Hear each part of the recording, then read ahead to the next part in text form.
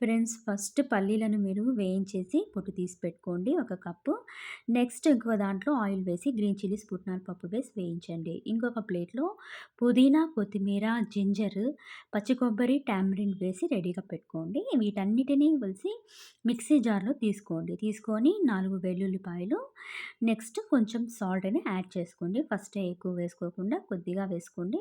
లాస్ట్‌లో మీరు సాల్ట్ అనేది అడ్జస్ట్ చేసుకోండి. నీళ్ళు వేయకుండా ఫస్ట్ వీటిని అన్నీ కలిపి పొడి పొడిగా బ్లెండ్ చేసి పెట్టుకోవాలండి. ఎందుకంటే మెదగవండి లేకపోతే. నెక్స్ట్ ఇప్పుడు వాటర్ వేసేసి కొంచెం వాటర్ వేసుకొని జస్ట్ ఒక ఫైన్ పేస్ట్ లాగా మీరు దాన్ని చేసేయండి. ఈ విధంగా పేస్ట్ చేసి పెట్టుకోండి. దీన్ని తీసుకొని మీరు ఒక బౌల్‌లో తీసి పెట్టేసుకోండి. బౌల్‌లోకేసాక దాంట్లోకి 1 గ్లాస్ ఆఫ్ వాటర్‌ని మీరు యాడ్ చేయండి. కొంచెం మిక్సీ జార్‌లోనే నీళ్ళు వేసేసి అదే కలిపేసి వేసేయండి.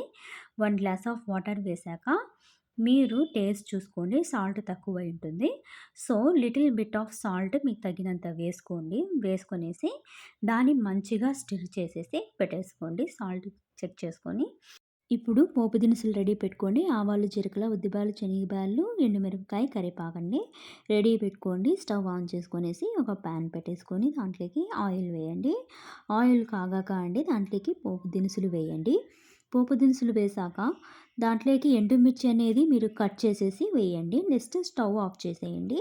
స్టవ్ ఆఫ్ చేసి కరివేపాకు వేసేయండి. ఆ వేడి చాలండి కరివేపాకు వేగిపోవడానికి. అది బాగా వేయించేసి అండి దాన్ని తీసుకొని పోయి మీరు చట్నీ వేశారు కదండీ! ఆ చట్నీ దాంట్లోకి ఇది వేసేసేయండి. వేసేసేసి క్లీన్‌గా మిక్స్ చేసి పెట్టుకోండి. ఈ చట్నీ అనేదండి దోసలకి, ఇడ్లీలకి, పొంగల్‌కి అన్నిటికి చాలా బావుంటుందండి. ఒకసారి మీరు ట్రై చేయండి చేసి.